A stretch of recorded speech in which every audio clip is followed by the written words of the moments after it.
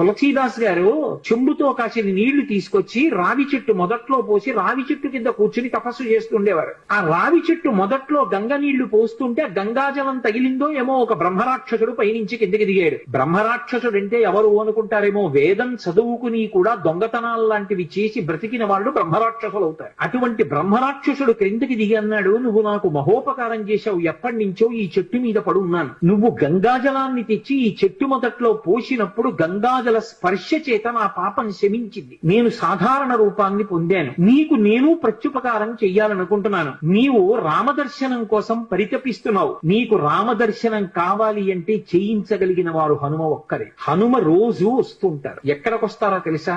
ఎక్కడెక్కడ రామనామం జరుగుతుందో, ఎక్కడెక్కడ రామనామం ప్రస్తావనకు వస్తుందో, ఎక్కడెక్కడ రామ కథ చెప్పబడుతుందో అక్కడ ఉంటారు. కాశీలో హనుమాన్ ఘాట్ లో ఒక వ్యక్తి రోజు రామాయణం చెప్తున్నాడు. అక్కడికి వచ్చి కూర్చుంటారు. ఎలా గుర్తుపడతావో తెలుసా? అందరికన్నా ముందు సభలోకి వస్తారు. అందరికన్నా ఆఖరణ కళ్ళ నీళ్ల పెట్టుకుని ఒక్కడు తలదించుకుని నడిచి వెళ్లిపోతూ ఉంటాడు. నువ్వు గుర్తుపట్టి వెంట వెళ్ళు అన్నారు. తులసీదాస్ గారు హనుమాన్ ఘాట్కి వెళ్లి కూర్చున్నారు. అందరికన్నా ముందు ఒక వ్యక్తి వచ్చాడు రామాయణం వినడానికి. అందరూ వెళ్ళిపోయిన తర్వాత తల ఉంచుకుని కన్నులమ్మట నీరు కారుతుండగా వెడుతున్నాడు. తులసీదాస్ గారు ఆయన వెంటబడ్డారు. ఆ వ్యక్తి కనిపెట్టాడు, ఎవరో నన్ను వెంబడిస్తున్నారని. ఆయన హనుమ ముందు వెడుతున్నవారు. వెనక్కి తిరిగి గద్దించి తులసీదాస్ గారు చెంబుతో కాసిన నీళ్లు తీసుకొచ్చి రావి చెట్టు మొదట్లో పోసి రావి చెట్టు కింద కూర్చుని తపస్సు చేస్తుండేవారు. ఆ రావి చెట్టు మొదట్లో గంగ నీళ్లు పోస్తుంటే గంగాజలం తగిలిందో ఏమో ఒక బ్రహ్మరాక్షసుడు పైనుంచి కిందకి దిగాడు. బ్రహ్మరాక్షసుడు అంటే ఎవరు అనుకుంటారేమో, వేదం చదువుకుని కూడా దొంగతనాలు లాంటివి చేసి బ్రతికిన వాళ్ళు బ్రహ్మరాక్షసులు అవుతారు. అటువంటి బ్రహ్మరాక్షసుడు క్రిందికి దిగి అన్నాడు, నువ్వు నాకు మహోపకారం చేశావు, ఎప్పటి నుంచో ఈ చెట్టు మీద పడున్నాను. నువ్వు గంగాజలాన్ని తెచ్చి ఈ చెట్టు మొదట్లో పోసినప్పుడు గంగాజల స్పర్శ చేత నా పాపం శమించింది. నేను సాధారణ రూపాన్ని పొందాను. నీకు నేను ప్రత్యుపకారం చెయ్యాలనుకుంటున్నాను.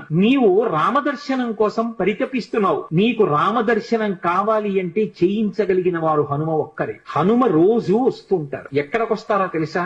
ఎక్కడెక్కడ రామనామం జరుగుతుందో, ఎక్కడెక్కడ రామనామం ప్రస్తావనకు వస్తుందో, ఎక్కడెక్కడ రామ కథ చెప్పబడుతుందో అక్కడ ఉంటారు. కాశీలో హనుమాన్ ఘాట్ లో ఒక వ్యక్తి రోజు రామాయణం చెప్తున్నాడు. అక్కడికి వచ్చి కూర్చుంటారు. ఎలా గుర్తుపడతావో తెలుసా? అందరికన్నా ముందు సభలోకి వస్తారు. అందరికన్నా ఆఖరణ కళ్ళ నీళ్ల పెట్టుకుని ఒక్కడు తలదించుకుని నడిచి వెళ్లిపోతూ ఉంటాడు. నువ్వు గుర్తుపట్టి వెంట వెళ్ళు అన్నారు. తులసీదాస్ గారు హనుమాన్ ఘాట్కి వెళ్లి కూర్చున్నారు. అందరికన్నా ముందు ఒక వ్యక్తి వచ్చాడు రామాయణం వినడానికి. అందరూ వెళ్ళిపోయిన తర్వాత తల ఉంచుకుని కన్నులమ్మట నీరు కారుతుండగా వెడుతున్నాడు. తులసీదాస్ గారు ఆయన వెంటబడ్డారు. ఆ వ్యక్తి కనిపెట్టాడు, ఎవరో నన్ను వెంబడిస్తున్నారని. ఆయన హనుమ ముందు వెడుతున్నవారు. వెనక్కి తిరిగి గద్దించి